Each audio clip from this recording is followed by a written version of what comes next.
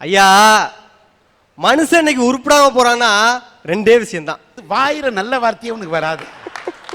உண்மையை பேசுறேன்யா. வீட்டுல வாசல் வழியா வந்தியா, கொல்ல பக்கம் வழியா வந்தியா? பேசு. ஏன் மனுஷன் இன்னைக்கு உருப்படாம போறான்னா ரெண்டே விஷயம்தான். ஒண்ணு அவங்கள மாதிரி காதலிக்கிறது, இன்னொன்னு இவங்கள மாதிரி கல்யாணம் பண்றது. ஐயா, சண்டை உலகத்திலே இன்னைக்கு எந்த சண்டை அதிகம் நடக்குதுன்னா அது புருஷன் பொண்டாட்டி சண்டை தான். பொண்டாட்டிக்கு புடவை எடுத்து கொடுத்தாலும் சண்டை, அதே புடவைய அடுத்த பொண்டாட்டிக்கு எடுத்து கொடுத்தாலும் சண்டை. புல்லரிக்குதுடா. வீட்டுக்கு வேலைக்காரியை வைக்கலனாலும் சண்டை, அதே வேலைக்காரியை மனுஷன் வச்சுக்கிட்டாலும் சண்டை. இப்படி இருக்கியா அரேஞ்சு மேரேஜ் பண்ணுவேன் நிலைமையெல்லாம் இப்படி நொந்து நூலா போயிட்டு இருக்கான். அடுத்தது காதல். இன்னைக்கு காதலிச்சு என்ன மாதிரி குட்டிச்சோரா போற பயிலும் நிறைய பயிலும் இருக்கணும். அது என்ன மாதிரி அழகான பயிலும் கொஞ்சம் அசந்தம்னு நினைச்சுக்கலாம். அழகானவன் தெரியுது, முடியிலேயே தெரியுது, ஒரு முடிவோட வந்திருக்க. அது என்ன மாதிரி அழகான பயிலும் கொஞ்சம் அசந்துட்டோம்னு வச்சுங்களேன், இந்த பொம்பளை பிள்ளையெல்லாம் ஆட்டையை போட்டு போயிடுவாளுவா. ஐயா, கோகிலான்னு ஒரு பிள்ளையை காதலிச்சு. கோகிலா ஒரு நாள் என்ன பண்ணா, இன்னொத்து நம்ம காதல் ஜெயிக்கணுங்கிறதுக்காக எங்க ஊர் கோயில்ல வேண்டிட்டு இருக்கேன், நீ உடனே கிளம்பி வாடா அப்படின்னா.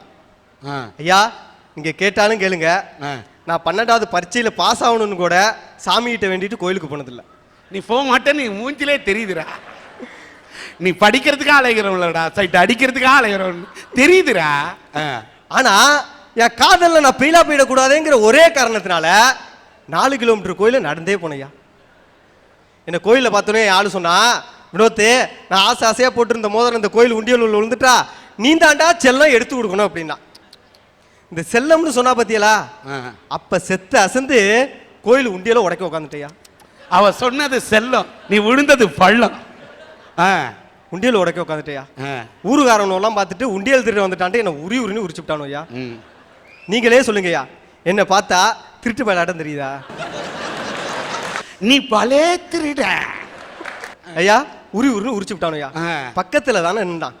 ஒரு வார்த்தை, அவன் உண்டியல் திருட வரலடா, நான் கூப்பிட்டு தாண்டா வந்தான்னு ஒரு வார்த்தை சொல்லியிருக்கணும்ல ஊருக்காரன். ஒண்ணுமே சொல்லாம அவ பாட்டே கோத்துட்டு ஓடி போயிட்டாயா. நீங்களே சொல்லுங்கய்யா, நாளைக்கு ஒண்டியவில் நான் கல்யாணம் பண்ணனா ஊரை சுத்தி பார்க்க போகணும்னு கூட்டிட்டு போய் மூணாறுல வச்சு என் கதையை முடிக்க மாட்டான்னு என்ன நிச்சயம்? அந்த காரியத்தை பண்ணாம அந்த பொண்ணு போயிடுச்சுரா. அதனாலதான் சொல்றேன், சும்மா பிக்கப்பு டிராப்பு எஸ்கேப்னு இருந்தமா, சைட் அடிச்சமா, பல பெண்களுக்கு கடலைய போட்டமா, சாயந்தரம் ஆனா சரக்கு அடிச்சமா, என்ன மாதிரி பிரம்மச்சாரியா இருந்தமான்னு தான் சொல்றேன். இப்படி எல்லாம் நான் என் பாடியை மெயின்டைன் பண்ற வாசி தான் எந்த பிகரிட்டையும் இன்ன வரைக்கும் அடி வாங்காம, உடம்பை டேமேஜ் பண்ணிக்காம அசல் அஜித்தாட்டமே இருக்க.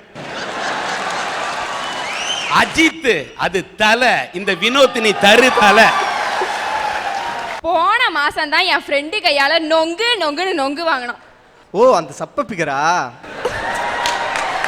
மறந்துட்டேன், அது போன மாசம். நான் சொல்றது இந்த மாசம்.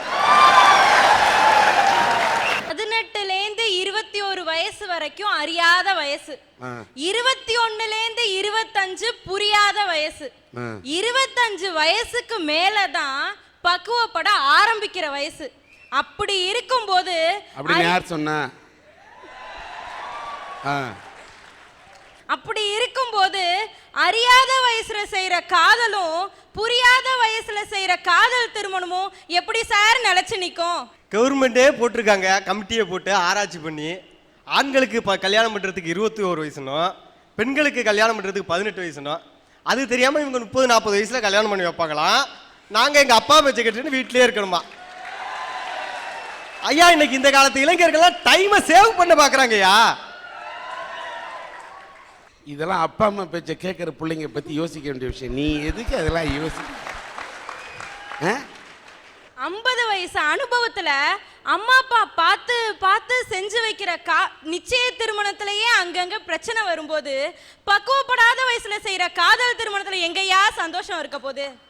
என்ன சொன்னீங்க? நீங்களே சொல்றீங்க நிச்சயம் பண்ண திருமணத்திலேயே பிரச்சனை வருதுன்னு. அங்கங்க தானே சார் பிரச்சனை வருதுன்னு சொன்னேன். எங்கெங்க வந்தான பிரச்சனை தானே. அது எங்க வந்தா என்ன? இந்த காதல் திருமணம் இருக்கே குண்டு பல்பு மாதிரி, போட்டோன்னே எரியும், ஆனா போக போக எரியும். ஆனா இந்த நிச்சயிக்கப்பட்ட திருமணம் இருக்கே போக போக எரியும். ஆனா புரிந்தவர்களுக்கு மட்டும்தான் காதல் திருமணத்தின் அருமை புரியும். புரிந்துக்காமல் செய்யக்கூடிய திருமணங்கள் என்றுமே பிரியும். ஆனா இந்த நிச்சயிக்கப்பட்ட திருமணம் இருக்கே டியூப்லைட் மாதிரி, லேட்டா தான் எரியும், ஆனா அப்புறமா அந்த பிரகாசம் இருக்கு பாருங்க, எங்க பார்த்தாலும் தெரியும். அந்த நிச்சயிக்கப்பட்ட திருமணத்துல தாங்க உண்மையான அன்பு இருக்கு. காதல் காதல் காதல்னு மூச்சுக்கு 300 தடவை சொல்றாங்கல்ல, அந்த காதல் எப்போ வரணும், யாருக்கு வரணும் தெரியுமா? தன்னைத்தானே புரிஞ்சுக்கிட்டு வாழ்றான் பாருங்க, அவனுக்கு வரணும் காதல். தான் வாழ்க்கையில தான் தேவையானதை வாங்குற அளவுக்கு உழைக்கிறான் பாருங்க, அவனுக்கு வரணும் காதல். எவன் ஒருத்தன் சாதிக்கணும்னு நினைக்கிறானோ அவனுக்கு வரணும் காதல். ஆனா இன்னைக்கு காதல் எப்படி தெரியுமா வருது? ஐயா ஒரு நிமிஷம், எவன் சாகணும்னு நினைக்கிறான் பாருங்க, அவனுக்கு வரியா காதல்? ஆனா இன்னைக்கு பல பேர் காதலிக்கிறதே பெரிய சாதனையா நினைச்சு வாழ்ந்துட்டு இருக்காங்க. இன்னைக்கு காலேஜ் போற எத்தனை பேரு தான் நான் நல்லா படிக்கணும், நல்லா வேலைக்கு போகணும்னு காதலிக்கிறது சாதனை இல்லம்மா, சாதனை படைக்கக்கூடிய காதலை சுமப்பதுதான் நல்ல காதல். அதை நீங்க தெரிஞ்சுங்க. அதாவது இன்னைக்கு காலேஜ் போறவங்க எத்தனை பேரு நான் நல்லா படிக்கணும், நல்ல வேலைக்கு போகணும்னு காலேஜ் போறாங்க. காலேஜ் போனோமா, அங்க இங்க நல்லா பார்த்தோமா, உன்னை பிக்கப் பண்ணோமா, லவ் பண்ணோமா, காலேஜ் முடிச்சு வெளில வரும்போது லவரை கூட்டிட்டு வரோமான்னு நினைச்சிட்டு தானே சார் இன்னைக்கு பல பேர் காலேஜுக்கே போறாங்க. ஐயா நான் தான் கேட்குறேன், தான் புள்ள கடல்ல போய் தூண்டிய போட்டு மீன் பிடிச்சிட்டு வந்தா என் புள்ள மீன் பிடிச்சிட்டு வந்துட்டான்னு பெருமையா பேசுறீங்க. அதே புள்ள கிரிக்கெட் விளையாட போய் பல்வேறு கேட்சுகளை பிடிச்சிட்டு கப்பு வாங்கிட்டு வந்தான்னா என் புள்ள கப்பு வாங்கிட்டு வந்துட்டான்னு பெருமையா பேசுறீங்க. அதே நாங்க காலேஜில் போய் பல கடலைகளை போட்டு ஒரு பொண்ணை பிடிச்சிட்டு வந்தா யாயா அடிச்சு வரட்டுறியா? இவங்களை மாதிரி காதல் பண்ணி அங்கங்க 4 பேர்கிட்ட உத வாங்கி வெளியில வர்றவங்க தான் நான் பிரம்மச்சாரியா போறேன்னு புலம்பிட்டு இருக்காங்க. அதனாலதான் சொல்றேன், இந்த மாதிரி பிரம்மச்சாரியும் வேணாம், காதல் கல்யாணமும் வேணாம். பெத்தவங்க பார்த்து வைக்கிறாங்க பாருங்க நிச்சய திருமணம், அதுதான் சார் வாழ்க்கைக்கு சந்தோஷம்னு சொல்றேன். Love makes life beautiful. பாத்துக்கோ என்ன வரவேற்பு பாரு. லவ்னு சொன்னதுமே நம்ம பையன் எப்படி லவ் லவ் லவ் லவ் லவ்னு அடிக்கிறான் பாரு. அமெரிக்கா என்றாலும் ஆண்டிப்பட்டி என்றாலும் காதல் செஞ்சா குத்தம் சொல்ல ஊரே வருதுடா. அட ஊர் என்னையா ஊரு? நான் இந்த காதல் டாபிக் எடுக்கிறேன்னு சொன்னதுக்கு எங்க அப்பாவே என்ன இந்த டாபிக் எடுக்க கூடாதுன்னு சொன்னாரியா. அதையும் மீறி நான் ஏன் தெரியுமா இந்த டாபிக்கை எடுத்தேன்? ஏன்னா இது வாலிப வயசு சார். சார் பசங்க இப்பெல்லாம் அழகான பொண்களை தேர்ந்தெடுக்கிறது கிடையாது. தான் வாழ்க்கையை எந்த பொண்ணு அழகு படுத்துதோ அந்த பொண்ணை பார்த்து காதல் பண்ணி திருமணம் பண்றாங்க சார் எங்க பசங்க. அந்த பொண்ணு ஏதோ கொஞ்சம் நல்ல பசங்களை பத்தி பேசிட்டு இருக்கு. ஐயா இன்னைக்கு எந்த பொண்ணு என்ன பேச போற சொல்லு. சொல்லு ஐயா, இன்னைக்கு எந்த பொண்ணு அழகா இருக்கு? நீ அழகா இருக்கியா? நீ பொண்ணு அழகா இருக்குதான்னு கேக்குற? அண்ணா நீ சொல்ல, அண்ணா நீ சொல்ல, அண்ணா நீனாச்சும் சொல்லண்ணா. ஐயா நீங்களாச்சும் சொல்லுங்களேன் ஐயா. மன்னிக்கணும், அழகு என்பது பார்ப்பவனின் கண்ணை பொறுத்தது. கிளியோபாட்ராவே அழகு இல்லை என்று சொல்பவன் இருக்கின்றான், கிளியை போல மூக்கு நீட்டி கொண்டிருப்பவளை பேரழகு என்று சொல்பவன் இருக்கின்றான். காரணம் அழகு என்பது கண்ணை பொறுத்தது, பெண்ணை பொறுத்தது அல்ல. என்ன வேணும்? எல்லாரும் அழகை பத்தி சொல்றீங்க. ஒருத்தன் அழகா எழுதுனான், அவள் அழகின் ரகசியம் எனக்கு இப்பொழுதுதான் தெரிந்தது, எத்தனை முறை குளித்தாலோ என்னை போன்ற ஆண்களின் கண்ணீரில். சார் இப்பெல்லாம் யூத் லைஃப் எப்படி தெரியுமா சார் ஸ்டார்ட் ஆகுது? ஏத்தி ஏத்தி ஏத்தி என் நெஞ்சில் தீயே ஏத்தி. அதே அந்த பையன் ஒரு ஃபிகரை பார்த்துட்டான்னு வச்சுக்கோங்க, அப்ப ஒரு டூயட் பாடுவான் பாருங்க. நெஞ்சுக்குள் பெய்திடும் மாமழை. அதே அந்த பொண்ணு பிக்கப் மட்டும் ஆச்சுன்னு வச்சுக்கோங்களேன், அப்ப ஒரு டூயட் சார். அடியே கொல்லுதே அழகோ அல்லுதே. மறுபடியும் ஒரு லவ் ஸ்டார்ட் பண்ணுவான் பாருங்க பையன். அனல் மேலே பனி துளி எங்கேயோ போயிடுவான் சார். வாழ்க்கையின் உச்சாணி கொம்புக்கே போயிடுவான் சார். அதனாலதான் சார் சொல்றேன் காதல் சிறந்ததுன்னு. ஐயா ஒரு நிமிஷம், அதே பொண்ணு எஸ்கேப் ஆயிட்டுன்னு நினைச்சீங்க. எங்கே செல்லும் இந்த பாவம் யாரோ யாரோ அறிவாரோ அப்படி பாடிட்டு நிறைய பேர் தெரிஞ்சிட்டு இருக்காயா. ஐயா ஒரு வயசுல இருந்து 20 வயசு வரைக்கும் பெத்தவங்க சொல்றத மட்டுமே கேட்டு நடக்கிறோம். ஆனா 20 வயசுக்கு அப்புறம் நாங்க தேர்ந்தெடுக்கிற வாழ்க்கை துணையும் கைய வச்சா நாங்க எங்க சார் போறது? எத்தனை நாளைக்கு தான் மத்தவங்களுக்காகவே வாழ்றது? நமக்காக கொஞ்சம் வாழ்ந்துதான் பாப்போமே, காதல் தான் பண்ணுவோமேன்றேன் சார். சண்டையில கிழியாத சட்டம் எங்க இருக்கு? கஷ்டப்படாத காதல் எங்க சார் இருக்கு? ஒரு நிமிஷம், நாங்களே எத்தனை சட்டையை தான் இந்த பேருக்காக பித்துக்கோழியா கிழிச்சுட்டு திரிகிறது.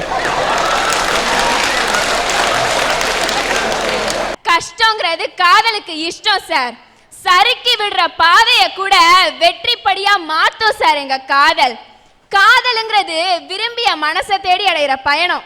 அது போற வழி வேணா வெறும் பாதையா இருக்கும், ஆனா வர்ற வழி இருக்கு பாருங்க, கண்டிப்பா வெற்றி பாதையா தான் சார் இருக்கும். அதனாலதான் சொல்றேன் காதல் திருமணம் தான் சிறந்ததுன்னு. சார், காதல்னால நொந்து வெந்து நூலான ஒரு பொண்ணு எழுதுறா பாருங்க. அன்பே என்றாய் ஆறுயிரே என்றாய் அன்று என்னிடம், இன்றும் அதே வார்த்தையை சொல்கிறாய் வேறொரு பெண்ணிடம். கண்ணும் கண்ணும் கொள்ளையடிக்கும் காதல் திருமணமா? இங்க கொள்ளை போவது கண்களா இருந்தா பரவாயில்ல, பல அவளை பெண்களுடைய கற்பம் தான் கொள்ளை போகுதுங்கிறத பதிவு செய்ய விரும்புறேன். பல பெண்களோட கற்பு கொள்ளையடிக்கப்படுன்னு சொல்றேன். பார்க்குற பொண்ணு பசங்க கிட்டலாம் ஏமாந்து போறதுக்கு பொண்ணுங்க ஒண்ணு விவரம் இல்லாதவங்க இல்ல, பார்க்குற பொண்ணுங்களை எல்லாம் ஏமாத்துறதுக்கு ஆம்பளைங்க ஒண்ணு வில்லன்களும் இல்ல. சார், அக்கா சொல்ற மாதிரி பெண்கள்லாம் விவரமா இருந்துட்டா இன்னைக்கு அனாதை விடுதிக்கு வேலையே இல்லை சார்.